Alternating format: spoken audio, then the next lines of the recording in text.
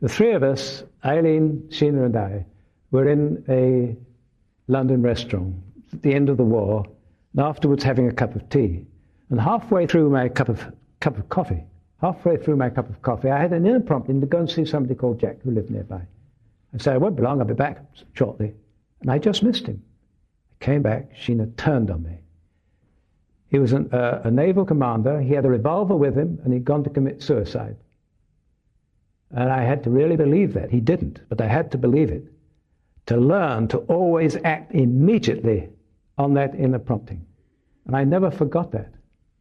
And so sometime later, the three of us were in a small cafe in Oban on the west coast of Scotland, having a cup of tea this time, and halfway through my cup of tea, I had an inner prompting to see a man on the south coast of England. Without finishing my tea this time, I got up and said, I don't know when I'll be back, I'm just going to see so-and-so there. I put my hand in my pocket, I only had 1 shilling, that was all.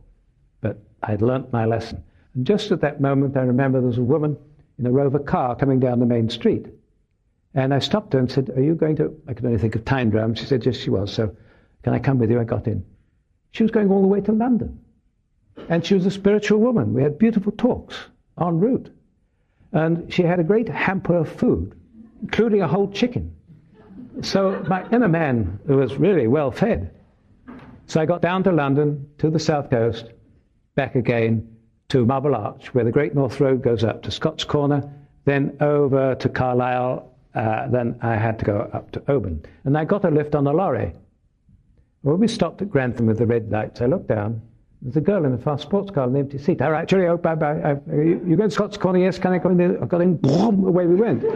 If I hadn't acted immediately, boom, she would have been away and I'd have missed it, that immediate action. And she went between 80 and 90 miles an hour, not only going to Scott's Corner, but all the way to Carlisle. And she too had masses of sandwiches. So again, I was looked after.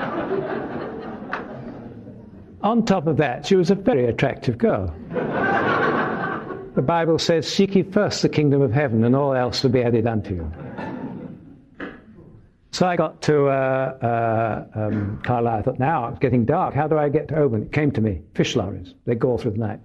Next one I stopped, got on, and the driver was, I said, you look very tired. He said, yes, you've been driving for 17 hours. I said, why don't you let me drive? He said, can you? I said, certainly. I'd never driven a lorry in my life before. But remember, I'd learned, never use the word can't. So I drove all through the night while he slept. We got to Oban, it was getting light, and he was so delighted that he bought me a huge Highland breakfast.